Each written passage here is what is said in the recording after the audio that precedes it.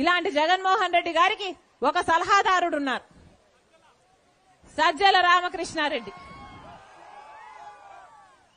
పొద్దున నా టీం చూపించింది ఒక చిన్న వీడియో క్లిప్పు. దాంట్లో నన్ను పేడ్ ఆర్టిస్ట్ అన్నాడు సజ్జల రామకృష్ణ గారు. నేను పేడ్ ఆర్టిస్ట్ అంట. రాజశేఖర రెడ్డి బిడ్డను పట్టుకొని పేడ్ ఆర్టిస్టు అని సజ్జల గారు అంటున్నారంటే ఇది ఇంగితం ముందే మాట్లాడుతున్నారా, లేకపోతే అధికార మదం ఏమైనా తలకెక్కిందా?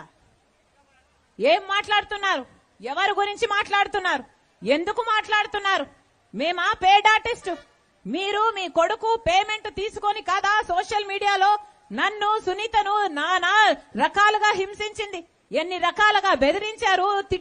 తిట్టకుండా తిడుతూనే ఉన్నారు, అవమానిస్తూనే ఉన్నారు.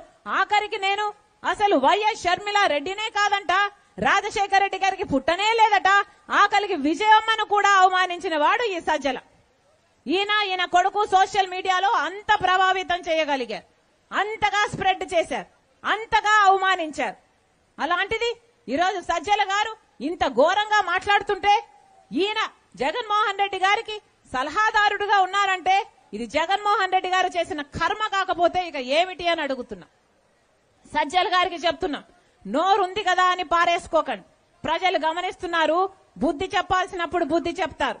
అంతేకాదు మమ్మల్ని పేడ్ ఆర్టిస్ట్ అంటున్నారే, మీ ఇంట్లో ఆడవాళ్లు లేరా? మీ ఇంట్లో మేము కూడా పేడ్ ఆర్టిస్ట్ లా మీ ఆడవాళ్లు డబ్బులు తీసుకొని అన్ని చేస్తారా అని మేము అనగలం. కానీ మేము అలా అనం, ఎందుకంటే మాకు సంస్కారం ఉంది కాబట్టి. మరొకసారి చెప్తున్నా, జగన్మోహన్ రెడ్డి గారిని జై Jagan అంటున్నారే. Do subscribe Saksham Vizag. Watch, like, share and comment. Thank you.